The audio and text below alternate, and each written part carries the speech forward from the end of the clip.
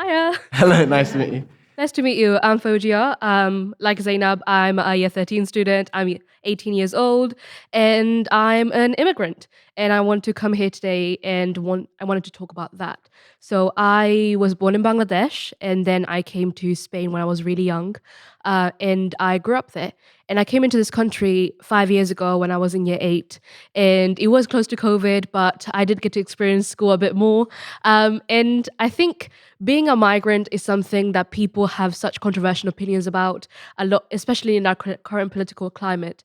There's a lot of, I want to say, xenophobia, fears, anxieties about migrants coming in and taking jobs, the classic line. But I love the fact that I'm a migrant, and I think it's incredibly empowering for me because I get to say that I'm a hardworking person and that I started from scratch. When I came here, I didn't know a single word of English. The only exposure I had to English before I came to England was Justin Bieber songs, which, didn't teach me that much, but a few words.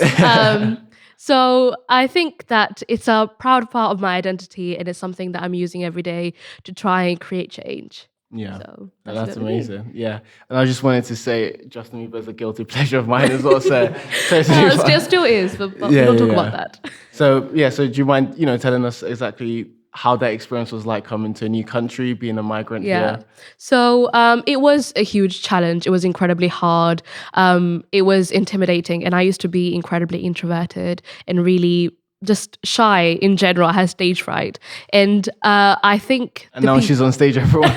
Amazing. And I think the people that genuinely really helped me were teachers and people that I was surrounded by. I think they're the unsung heroes of society because I remember my drama teacher used to sit there and help me learn how to enunciate words and helped me build up my confidence and was the person that taught me that I have something to say and I have something to provide to society and I shouldn't be shy about that. And I think that drama was such a big part of me becoming who I am today and learning the confidence that I have now. So I ended up through the last 3-4 years getting involved in a lot of drama projects, a lot of performances. I performed at the Barbican Centre, the Royal Albert Hall, Shakespeare's Globe Theatre. That's probably my favourite performance. And a lot of the performances that I was involved in were spoken word pieces that were designed and created by young people, including myself, to try and share our stories, to try and share our struggles in our communities. A lot of the pieces that we created were about gang violence, were about knife crime, were about racism and xenophobia, exclusion, isolation, and all those themes. But I was really amazed with all the people that got to work with that helped me create these pieces that emerged from something so grim and something so sad into something so beautiful. And I think that is something that people don't really realize about the communities that often isolate the migrants, that we have so many life experiences and so much to share and so much to contribute to society, but often we get isolated. And I know that this was the case for me. When I was in class, I would often sit at the back of the class and the only support I was really given was a laptop to try and use Google Translate to learn the lessons, which was really ineffective because, you can think how that went. And I have been trying ever since to try and create some support for my community because I think EIL students, English as an additional language, they have so much potential and they are so incredibly smart, but that language barrier stops us from shining as bright as we could.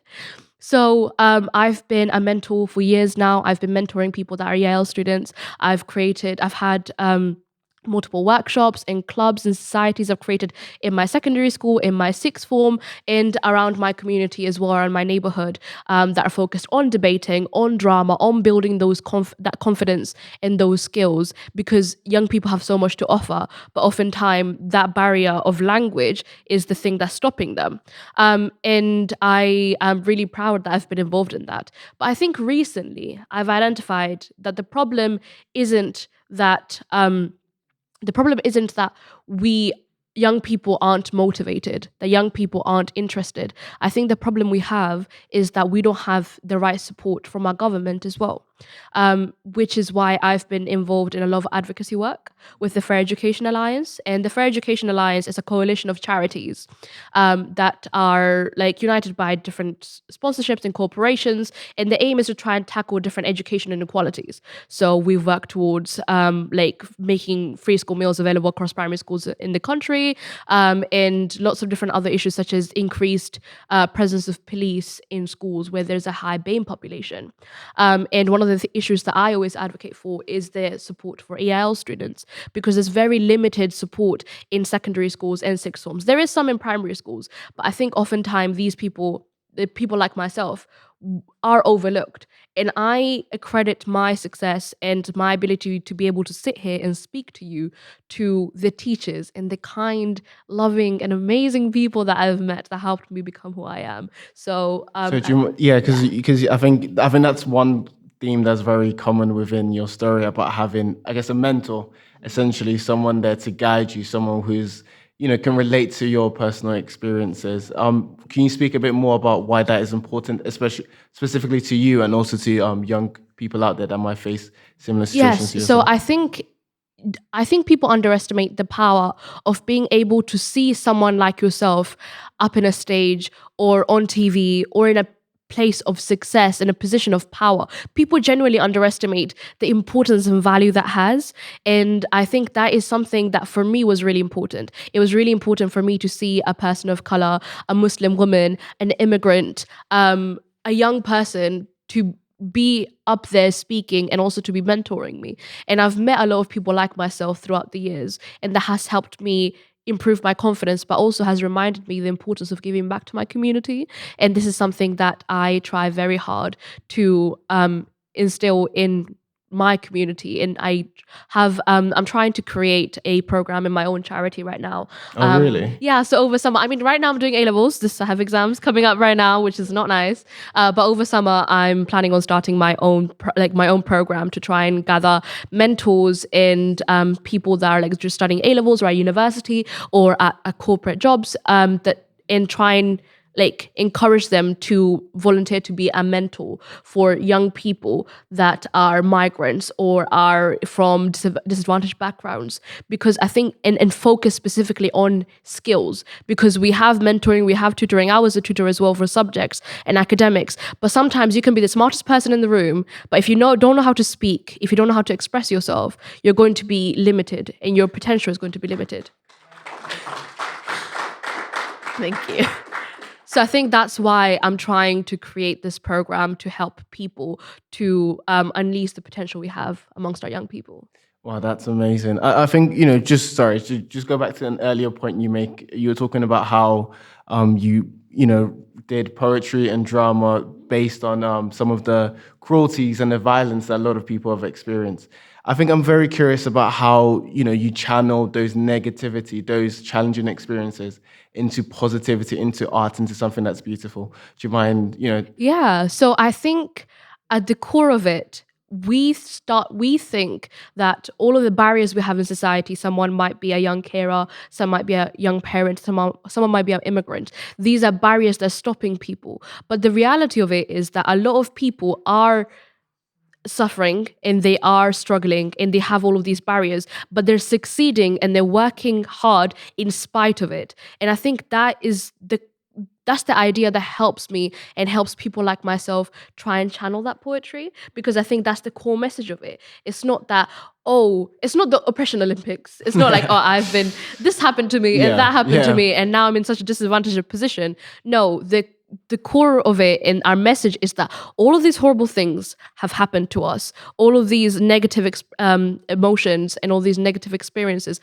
have shaped us, but we are still working hard regardless of that. And I think that really helps me with my creative process and helps other people as well. And it's the thing that I always have at the back of my mind whenever I'm talking to politicians, whenever I'm talking to people that could actually make an active change in society. And it's the thing that I'm trying to keep in mind for next month. I'm going to be speaking at the Regional London Labour Conference about belonging in schools, because one of the ways we can address this disconnect we have between young, hardworking people unable to attain their goals is the school environment, where because there's been cuts to funding and whatnot, people aren't able to fulfill their potentials. We don't have youth clubs. We don't have societies. We don't have those specific environments and safe spaces for people to express themselves.